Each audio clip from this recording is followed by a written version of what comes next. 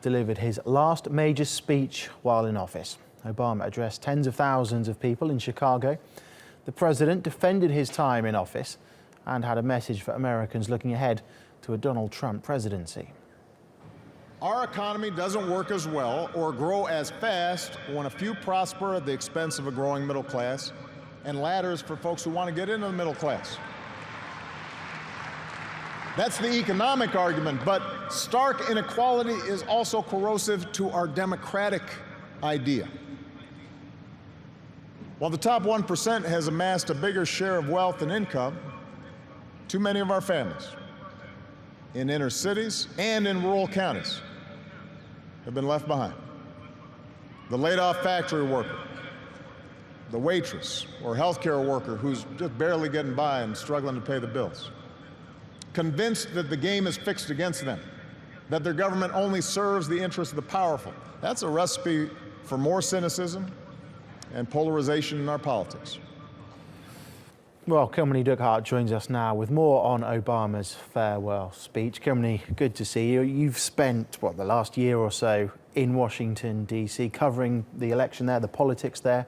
What was your reaction to Obama's speech? Well, an incredible emotional speech from U.S. President Barack Obama. There's only been a few times where we've seen the president really tear up, one of which was the Newtown, Connecticut massacre where 20 children and 6 adults were killed. And this was another time, really a moment for him to take stock of his 8 years in office, but also address some of the concerns and the divisions in America. And we certainly saw that tonight in this speech. Let's take a look at this one moment where the crowd actually erupted in boos. In 10 days, the world will witness a hallmark of our democracy. No.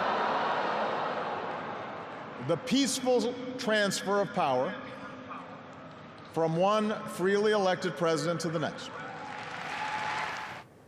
And of course, he talked about basically healing the divisions in America, of coming together, of taking responsibility for the decisions, for the votes that were cast, and asking citizens to take a more active role in government. Here's what he said in terms of trying to bring Americans together after what was a very divisive, nasty, tough election cycle. Here's what he had to say.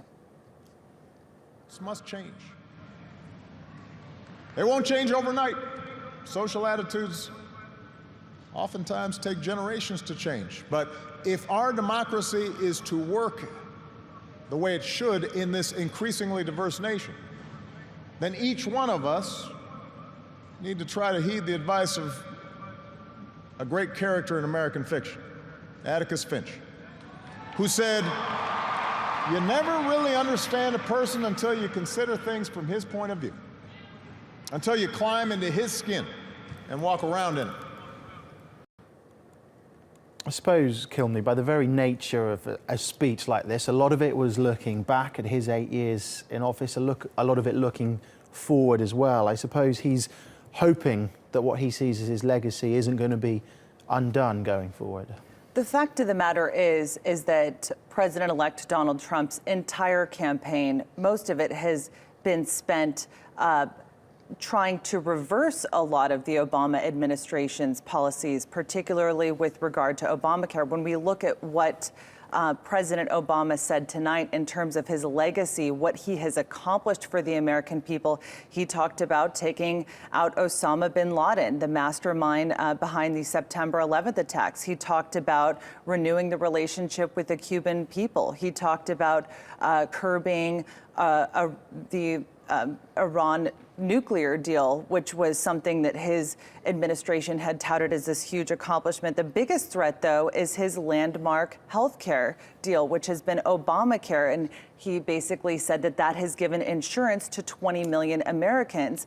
Of course, these are all things that Donald Trump has painted as bad policies, as things that haven't helped Americans, with the regular American having their insurance premiums going up. So certainly he spent a lot of time time defending that. Of course, Donald Trump has also staked his campaign on what he says is securing their borders, banning Muslim Americans from coming into the United States. And he really made a point to talk about not giving into that fear.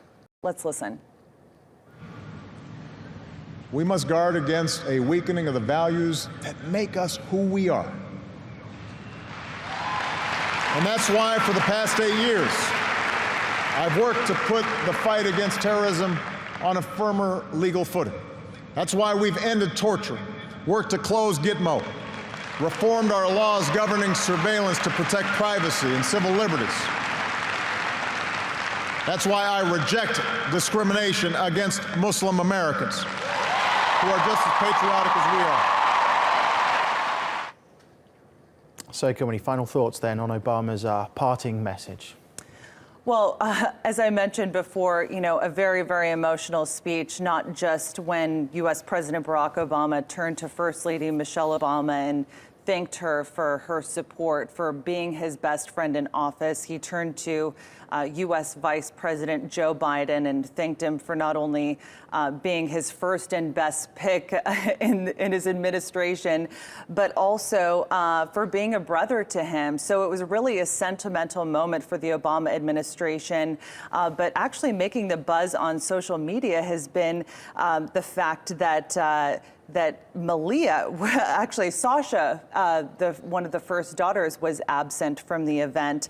But he did have a moment where he turned to his daughter Malia and he said that regardless of his 8 years in office, one of his proudest moments as president of the United States was being her father. And of course, she was in tears. Who wouldn't be with a sentiment like that from your father, the president of the United States? So Obama wrapping up a very tumultuous and difficult 8 years in office, especially a lot of those achievements, as I mentioned, were things that were done by executive order because he did not have the power of Congress on his side, which U.S. President-elect Donald Trump does have going forward. Okay, Kilmeny, thank you.